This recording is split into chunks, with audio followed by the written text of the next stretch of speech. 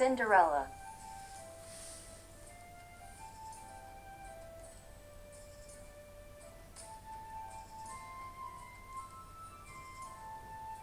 A fairy tale by the Brothers Grimm.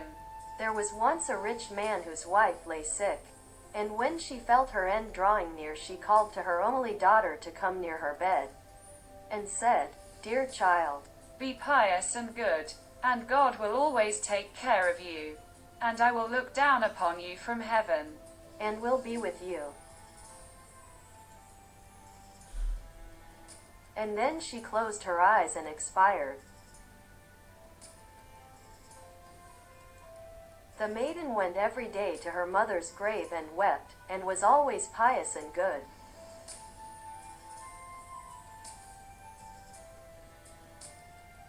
When the winter came, the snow covered the grave with a white covering.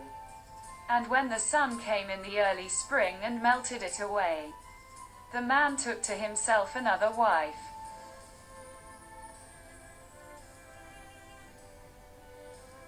The new wife brought 2 daughters home with her, and they were beautiful and fair in appearance, but at heart were black and ugly.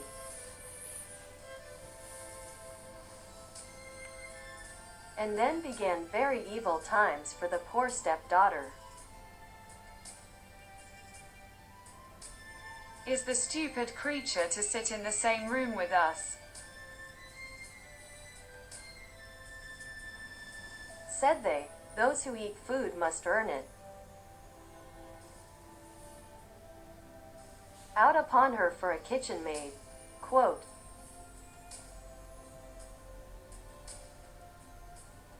they took away her pretty dresses, and put on her an old grey kirtle, and gave her wooden shoes to wear.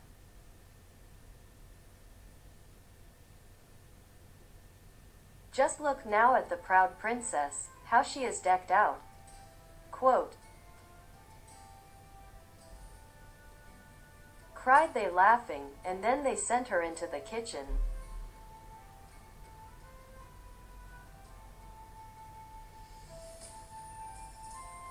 There she was obliged to do heavy work from morning to night.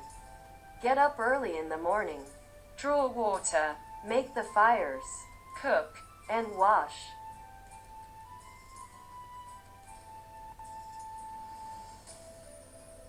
Besides that, the sisters did their utmost to torment her, mocking her, and strewing peas and lentils among the ashes, and setting her to pick them up.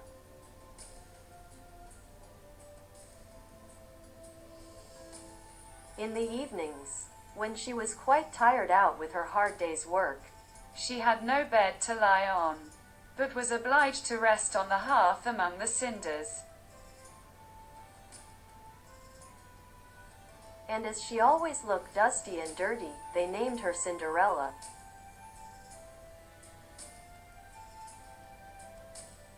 It happened one day that the father went to the fair, and he asked his 2 stepdaughters what he should bring back for them.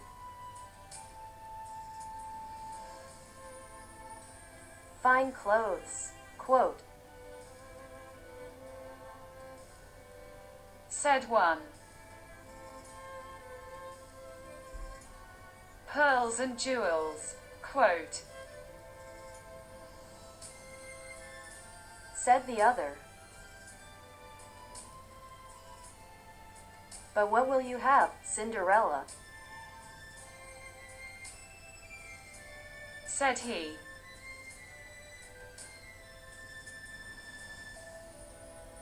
The first twig. Father, that strikes against your hat on the way home. That is what I should like you to bring me.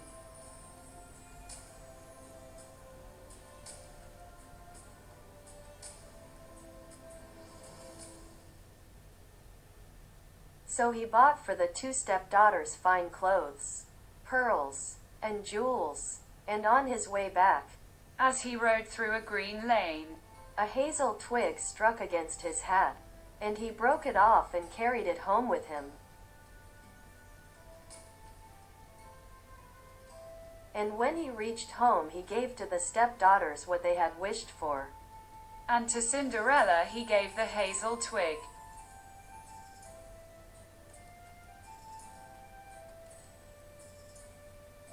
She thanked him, and went to her mother's grave, and planted this twig there, weeping so bitterly that the tears fell upon it and watered it. And it flourished and became a fine tree.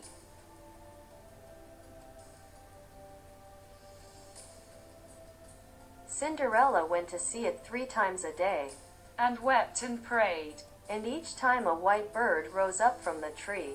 And if she uttered any wish, the bird brought her whatever she had wished for.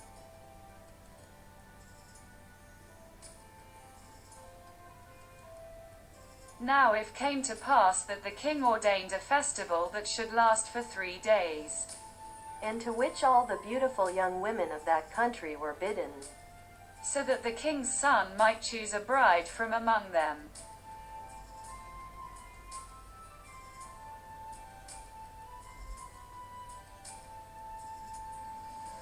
When the 2 stepdaughters heard that they too were bidden to appear, they felt very pleased. And they called Cinderella, and said, "Comb our hair, brush our shoes, and make our buckles fast. We are going to the wedding feast at the king's castle."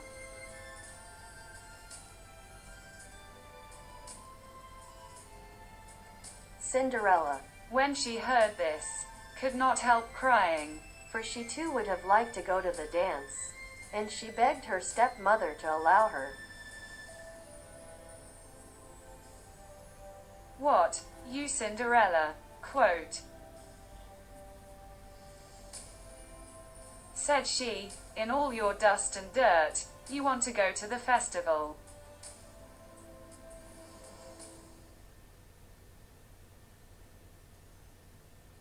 You that have no dress and no shoes. You want to dance?"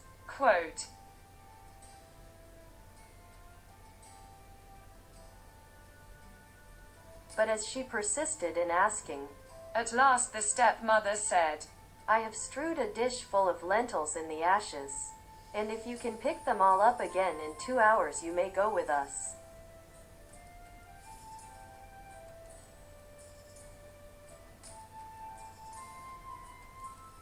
Then the maiden went to the back door that led into the garden, and called out, "O gentle doves, O turtle doves, and all the birds that be, the lentils that in ashes lie, come and pick up for me. The good must be put in the dish, the bad you may eat if you wish."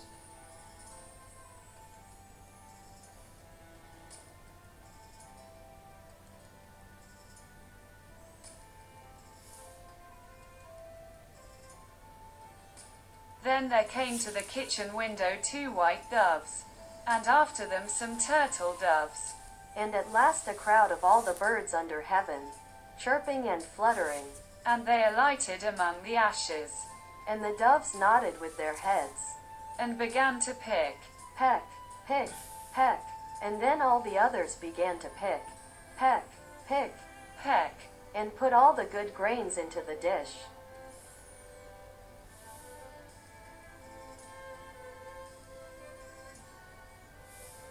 Before an hour was over, all was done, and they flew away.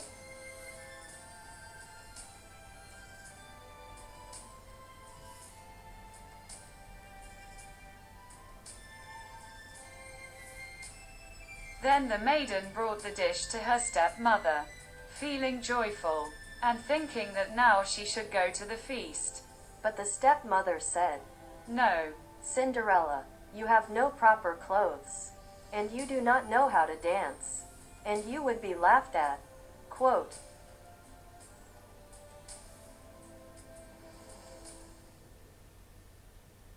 And when Cinderella cried for disappointment, she added, "If you can pick 2 dishes full of lentils out of the ashes, nice and clean, you shall go with us," thinking to herself, for that is not possible.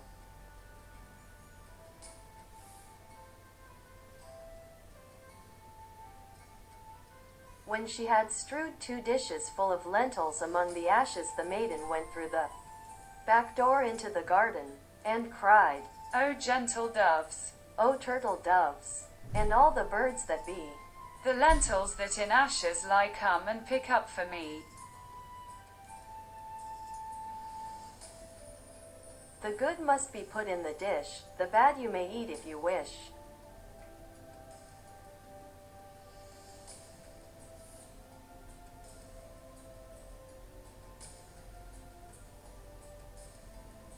So there came to the kitchen window 2 white doves, and then some turtle doves, and at last a crowd of all the other birds under heaven, chirping and fluttering, and they alighted among the ashes.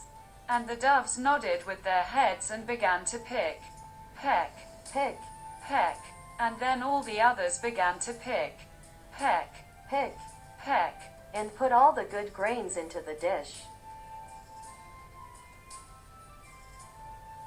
And before half an hour was over it was all done, and they flew away.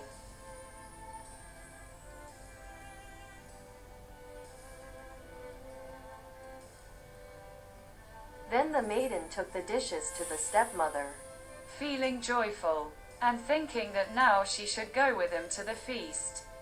But she said, "All this is of no good to you. You cannot come with us, for you have no proper clothes, and cannot dance. You would put us to shame." Then she turned her back on poor Cinderella, and made haste to set out with her 2 proud daughters.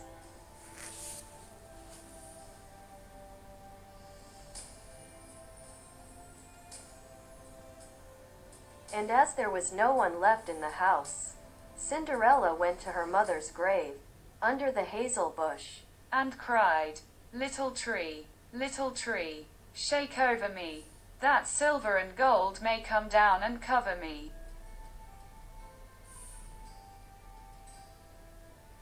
Then the bird threw down a dress of gold and silver, and a pair of slippers embroidered with silk and silver. And in all haste she put on the dress and went to the festival.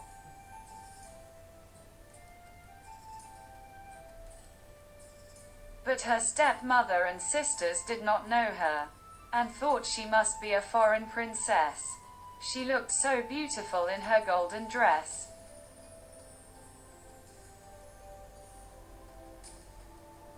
Of Cinderella they never thought at all, and supposed that she was sitting at home, arid picking the lentils out of the ashes.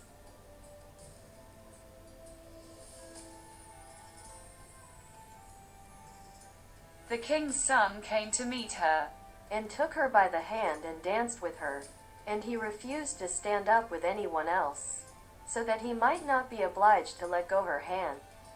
And when anyone came to claim it, he answered, "She is my partner."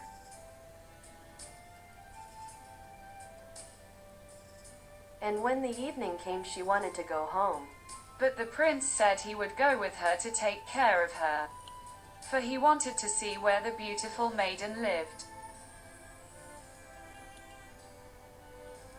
But she escaped him, and jumped up into the pigeon house.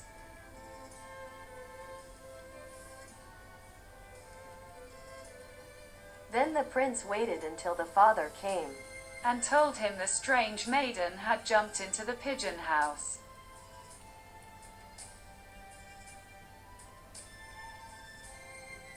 The father thought to himself, "It cannot surely be Cinderella," and called for axes and hatchets, and had the pigeon house cut down. but there was no one in it.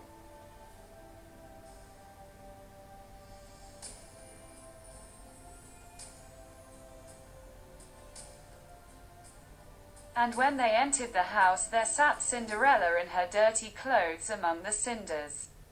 And a little oil lamp burnt dimly in the chimney, for Cinderella had been very quick, and had jumped out of the pigeon house again, and had run to the hazel bush. And there she had taken off her beautiful dress and had laid it on the grave. And the bird had carried it away again, And then she had put on her little gray kirtle again, and had sat down in the kitchen among the cinders.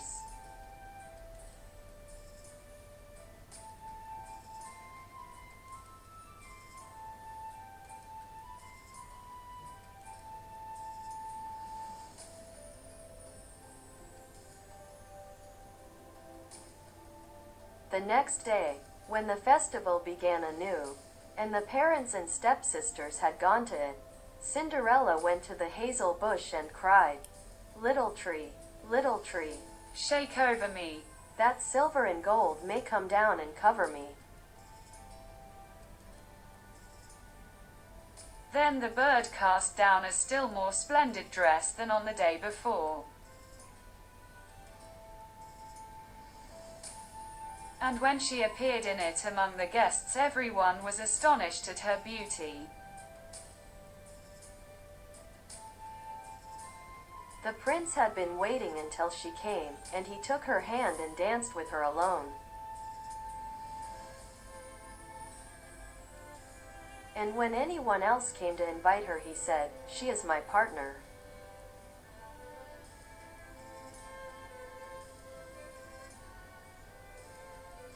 And when the evening came, she wanted to go home, And the prince followed her, for he wanted to see to what house she belonged, but she broke away from him.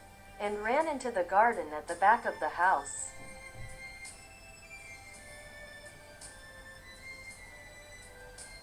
There stood a fine large tree, bearing splendid pears. She leapt as lightly as a squirrel among the branches, and the prince did not know what had become of her.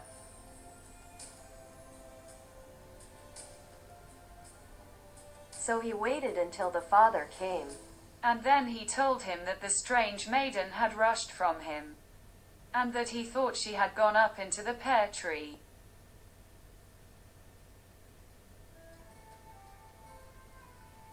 The father thought to himself, It cannot surely be Cinderella, and called for an axe, and felled the tree.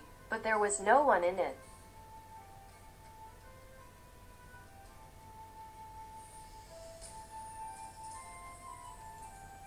And when they went into the kitchen, there sat Cinderella among the cinders. As usual, for she had got down the other side of the tree, and had taken back her beautiful clothes to the bird on the hazel bush, And had put on her old grey kirtle again.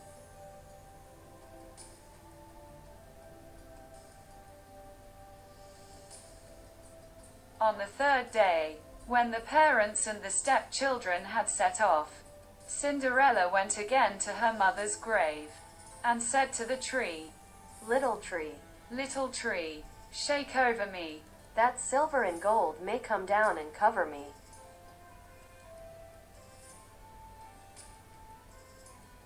Then the bird cast down a dress, the like of which had never been seen for splendor and brilliancy, and slippers that were of gold.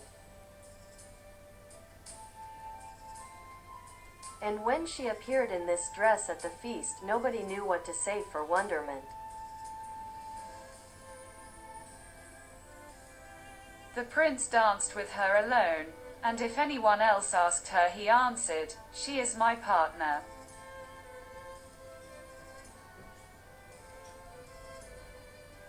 And when it was evening, Cinderella wanted to go home, And the prince was about to go with her, when she ran past him so quickly that he could not follow her.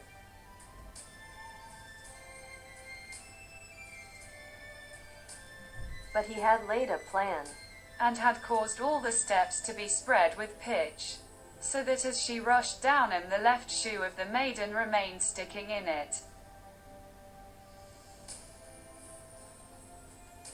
The prince picked it up, and saw that it was of gold, and very small and slender.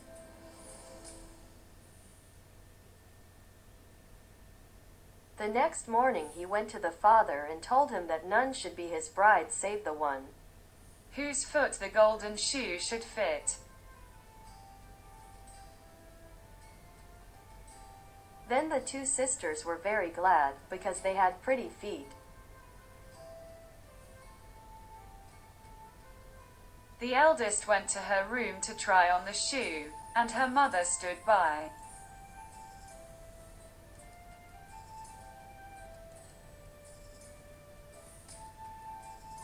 But she could not get her great toe into it, for the shoe was too small. Then her mother handed her a knife, and said, "Cut the toe off, For when you are queen you will never have to go on foot.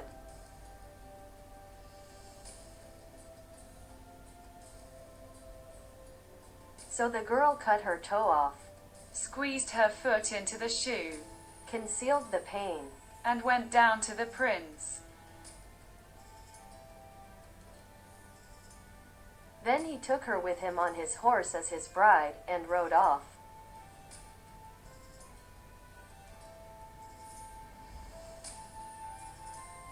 They had to pass by the grave, and there sat the two pigeons on the hazel bush, and cried, "There they go, there they go.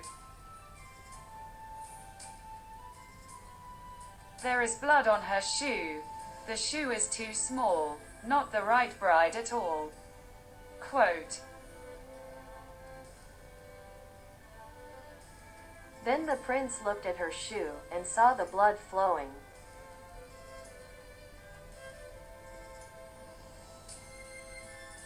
And he turned his horse round and took the false bride home again, saying she was not the right one, and that the other sister must try on the shoe. So she went into her room to do so, and got her toes comfortably in, but her heel was too large.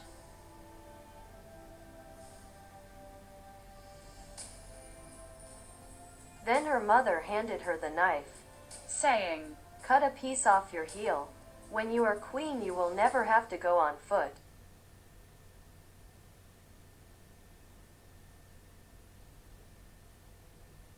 So the girl cut a piece off her heel, and thrust her foot into the shoe, concealed the pain, and went down to the prince, who took his bride before him on his horse and rode off.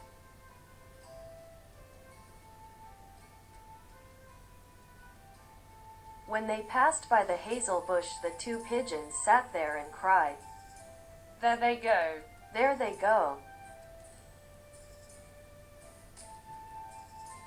There is blood on her shoe. The shoe is too small, not the right bride at all." Quote.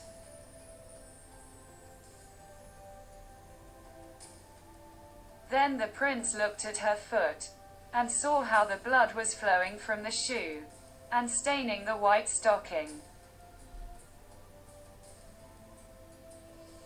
And he turned his horse round and brought the false bride home again. "This is not the right one," said he. "Have you no other daughter?"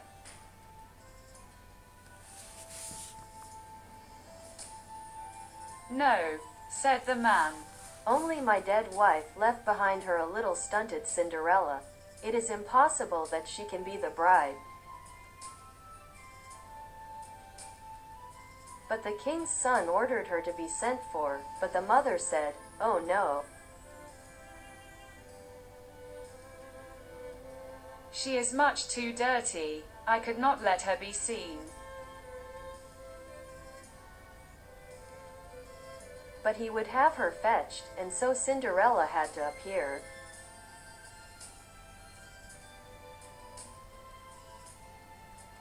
First she washed her face and hands quite clean, and went in and curtsied to the prince, who held out to her the golden shoe.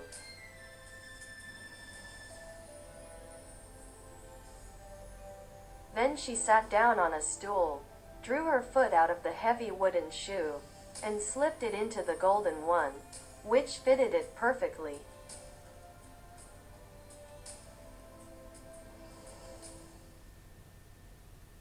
And when she stood up, and the prince looked in her face, he knew again the beautiful maiden that had danced with him, and he cried, "This is the right bride."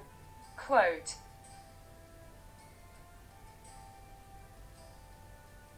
The stepmother and the two sisters were thunderstruck, and grew pale with anger. But he put Cinderella before him on his horse and rode off. And as they passed the hazel bush, the two white pigeons cried, "There they go, there they go. No blood on her shoe. The shoe's not too small, the right bride is she after all.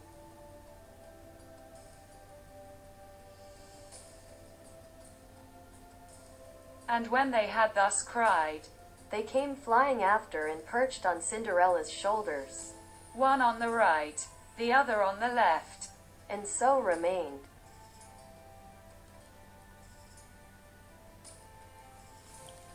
And when her wedding with the prince was appointed to be held, the false sisters came, hoping to curry favor, and to take part in the festivities.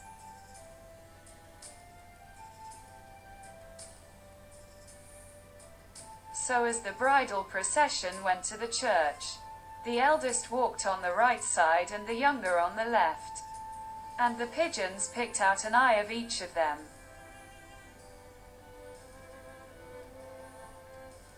And as they returned, the elder was on the left side and the younger on the right, and the pigeons picked out the other eye of each of them.